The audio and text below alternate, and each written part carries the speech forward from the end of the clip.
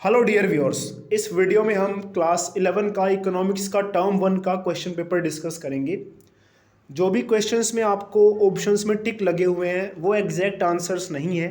जो वीडियो में मैं आंसर्स बताऊंगा वो आंसर्स मेरे हिसाब से सबसे अप्रोप्रिएट हैं। क्वेश्चन नंबर 1 की बात करते हैं।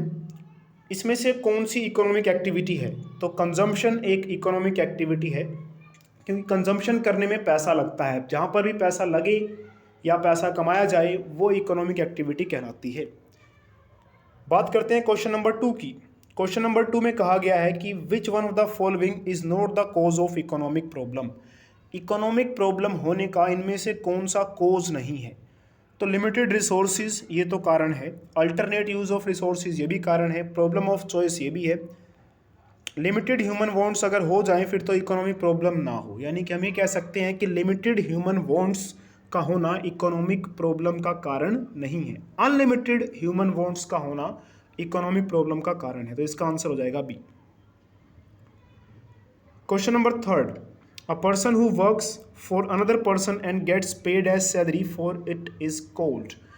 एक पर्सन दूसरे पर्सन के लिए काम करता है और उसको उसके बदले में सैलरी मिलती है, तो उसे क्या कहा जाएगा? तो इसका आंसर आएगा,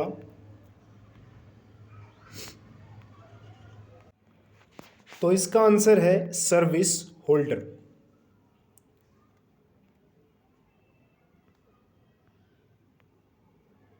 question number 4, in singular sense which of the following is not statistics. Singular form में इनमें से कौन सा स्टैटिस्टिक्स में नहीं आता है? Collection of data, presentation of data, classification of data, systematically collected numerical data. तो इसका आंसर है D, systematically collected numerical data. ये तो प्लूरल सेंस वाली जो स्टैटिस्टिक्स की डेफिनेशन है उसमें जाएगा, उसमें इसको देखा जाएगा। क्वेश्चन नंबर 5, इसमें दो स्टेटमेंट्स दी हुई हैं, कौन सी वाली करेक्ट है? दोनों करेक्ट हैं, दोनों फॉल्स हैं, ये हमें बताना है। Statement 1, there is no importance of statistics in economics planning. Economic planning में स्टैटिस्टिक्स का कोई इम्पोर्टेंट रोल नहीं है। तो ये तो गलत है, क्योंकि स्टैटिस्टिक्स काफ़ी इम्पोर्टेंट रोल प्ले करती है। Complex facts are simplified through statistics, ये स्टेटमेंट ट्रू है। तो statement 1 false, statement 2 correct, true. तो इसके हिसाब से हमारा ऑप्शन नंबर डी जो है वो करेक्ट आंसर हुआ। Question number 6, the data which are collected for the first time from the original source. Original source से पहली बार लिया गया डाटा उसको बोला जाता है primary data. Question number 7, when the population under investigation is infinite.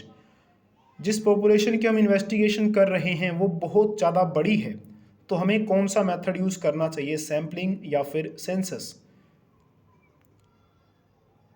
वैसे यहाँ पे क्लियरली बताया नहीं गया है कि वेरिएबिलिटी, वैरायटी है कि नहीं।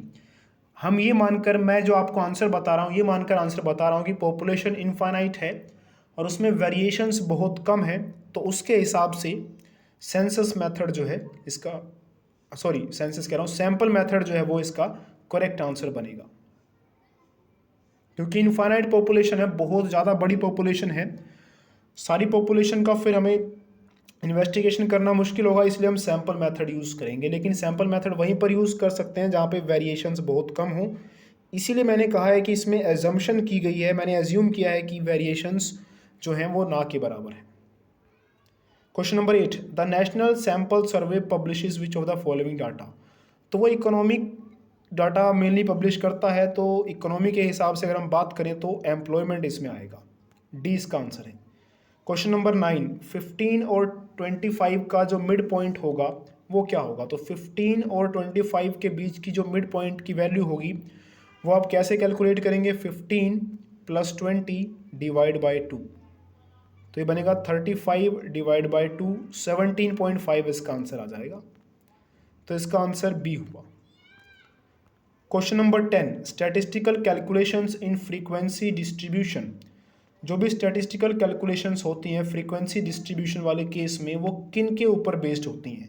तो वो बेस्ड होती हैं मिड वैल्यूज़ के ऊपर। जैसे एग्जांपल, अगर 20 to 30 लिखा हुआ है, 30 to 40 लिखा हुआ है, आपको मीन निकालना है ऐसे वाले फ्रीक्वेंसी डिस्ट्रीब्यूशन का। तो आपको पता है कि आप मिड वैल्यूज़ निकालते हैं, उनके बेस पे आप जो है वैल्यूज़ मीन वगैरह कैलकुलेट करते हैं। तो इसका आंसर मेरे according mid points of the class आएगा।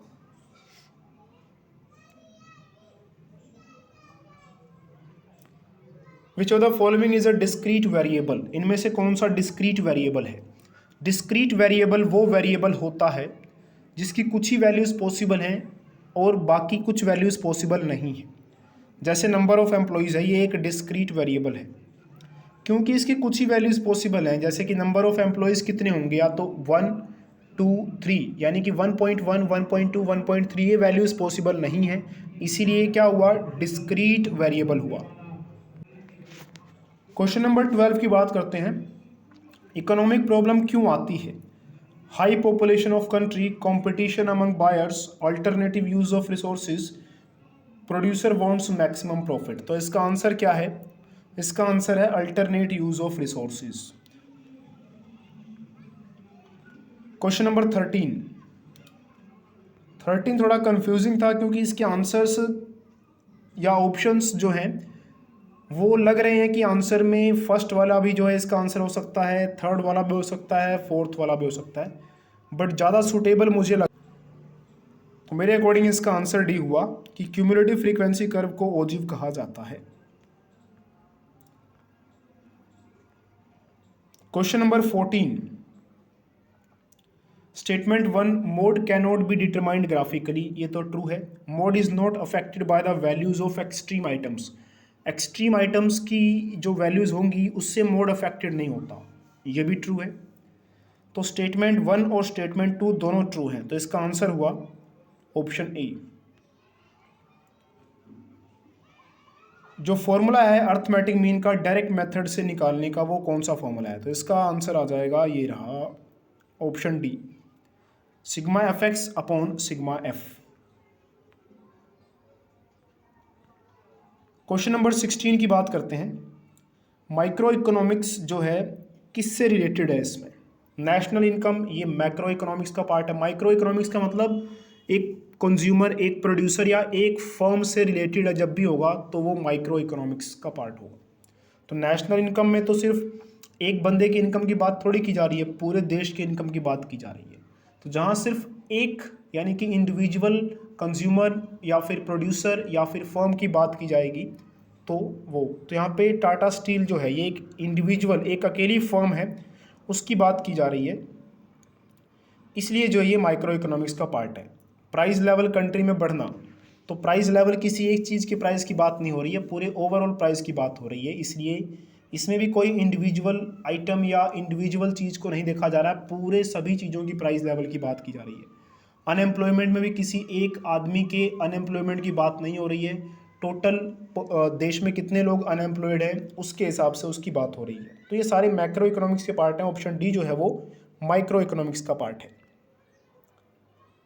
क्वेश्चन नंबर 17, इसका मीन निकालना है। ये तो बिल्कुल इजी क्वेश्चन था, इसको बस आपने क्या करना था, इन सारी वैल्यूज़ को ऐड करना था और 1 2 3 4 5 से डिवाइड कर देना था। तो ये ऐड करके 70 आएगा मेरे ख्याल से, 70 डिवाइड बाई 5 तो 14 इसका आंसर आ जाएगा। Question number 18, central problem of economy जो कंसर्न्ड है with what quantity of goods to be produced, यानी कि जो गुड्स बनाए जाएंगे वो कितनी क्वांटिटी के बनाए जाएंगे, तो इसमें से कौन से वाला ऑप्शन जो है मैच करता है? तो इसका आंसर आएगा व्हाट टू प्रोड्यूस, क्या प्रोड्यूस किया जाए, कैपिटल गुड्स या फिर कंज्यूमर गुड्स। तो यहाँ से कैपिटल गुड्स कितने बनाए जाएं, कंज्यूमर गुड्स कितने बनाए जाएं, तो इस प्रॉब्लम से रिलेटेड है व्हाट टू प्रोड्यूस, और हमारा जो क्वेश्चन में पूछा भी गया था वो भी ऐसा ही है।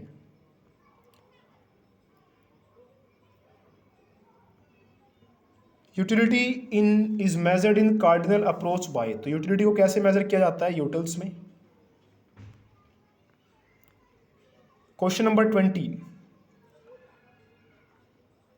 दो गुड्स की केस में कंज्यूमर इक्विलिब्रियम कब आएगा? तो दो गुड्स के केस में कंज्यूमर इक्विलिब्रियम आएगा MUX upon P X is equal to M U Y upon P Y, यानी कि ऑप्शन बी इसका करेक्ट आंसर है।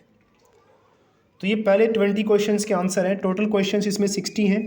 बाकी क्वेश्चंस के आंसर डिस्कस नहीं किए जाएंगे वीडियो में, क्योंकि वीडियो काफ़ी लेंथी हो जाएगी। बाकी क्वेश्चंस के आंसर आपको अगर चाहिए तो मैं डिस्क्रिप्शन में सभी क्वेश्चंस के जो करेक्ट आंसर्स है वो ऑप्शंस लिख दूंगा, वहाँ से आप देख सकते हैं। और जो क्वेश्चंस के आंसर मैंने बताए हैं उनमें आपको अगर किसी भी क्वेश्चन के आंसर में ऑब्जेक्शन है तो वो भी आप बताइए। इसके अलावा डिस्क्रिप्शन में आपको इस क्वेश्चन पेपर का PDF भी मिलेगा। उस PDF को डाउनलोड करके आप आगे के क्वेश्चंस भी सॉल्व कर सकते हैं।